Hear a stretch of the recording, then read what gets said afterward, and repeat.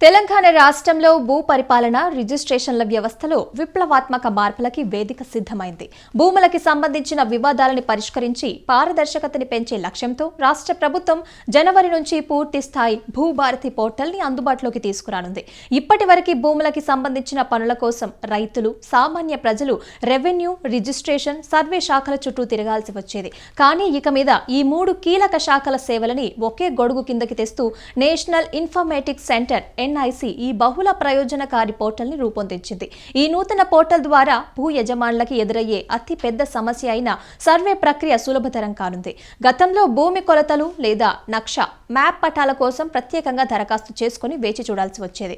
ఇక మీద భూభారతి పోర్టల్ ద్వారా ఆన్లైన్లోని డిజిటల్ సర్వే పటాలని పొందవచ్చు. భూముల సరిహద్దు వివాదాల మీద స్పష్టత కోరటంతో పాటు అటవీ, దేవాదాయ, వక్స్ వంటి ప్రభుత్వ భూములకి సంబంధించిన సరిహద్దుల వివరాలను కూడా క్షుణ్ణంగా తెలుసుకోవచ్చు. దీనివల్ల పొరుగు భూముల యజమానులతో వచ్చే గొడవలకి అడ్డుకట్ట పడడమే కాకుండా భూ క్రయ విక్రయాలలో మోసాలు కూడా తగ్గుతాయి. రిజిస్ట్రేషన్ ప్రక్రియలో కూడా ఈ పోర్టల్ కీలక పాత్ర పోషించనుంది.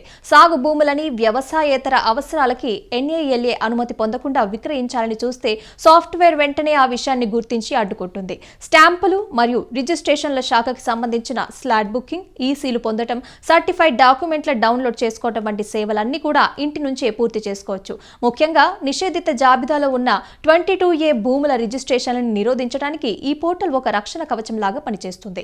దీనివల్ల ప్రభుత్వ భూములు కబ్జాకి గురి కాకుండా అరికట్టవచ్చు. వచ్చే ఏడాది జనవరిలో ప్రభుత్వం జారీ చేయనున్న తాత్కాలిక భూదారు నెంబర్తో ఈ సేవలు మరింత వేగవంతం కానున్నాయి. బ్యాంకుల నుంచి రుణాలు పొందాలన్నా, భూమిని తాకట్టు పెట్టాలన్నా యజమాన్య హక్కుల పరిశీలన ఈ పోర్టల్ ద్వారానే నిమిషాలలో జరిగిపోతుంది.